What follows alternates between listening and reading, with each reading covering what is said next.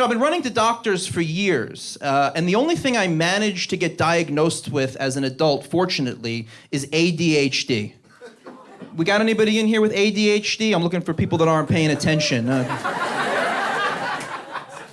I got diagnosed with ADHD as an adult, which is kind of a weird move, Like, my friends thought I was doing it so I could get the prescriptions, But I realized I actually went to get diagnosed with ADHD so I could have an excuse to be a jerk.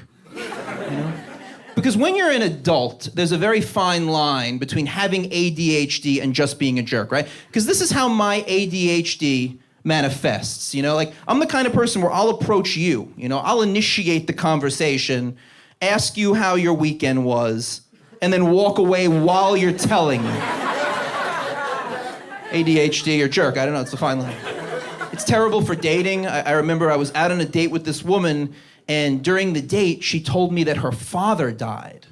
But because I wasn't really paying attention, I thought that she said her phone died.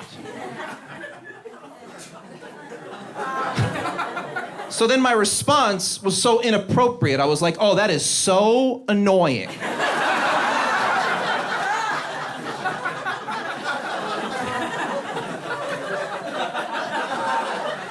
I was like, listen, I just want you to know you can always borrow mine if you need one.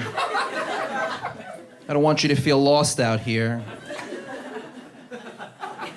Trying to work on all these things, I am taking steps. Like, I started doing mindfulness meditation.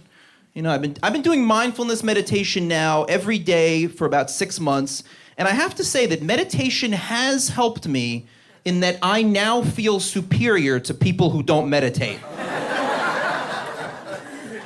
In that sense, it has been very valuable. Made the mistake of dating a meditation teacher, okay?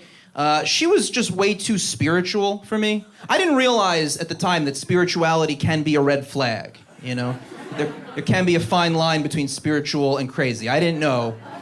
I'll put this out there from the get-go. I'm on the other end of the spiritual spectrum. Like, I'm basically a non-believer.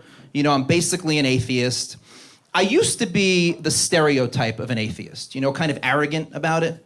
Like, I used to be the kind of person where if someone would reference God in a way that had nothing to do with me, I'd still have to challenge it. Those people? Like, where's your evidence that God exists? There's no proof that there's a God. And my friends would be like, Mark, this is our wedding.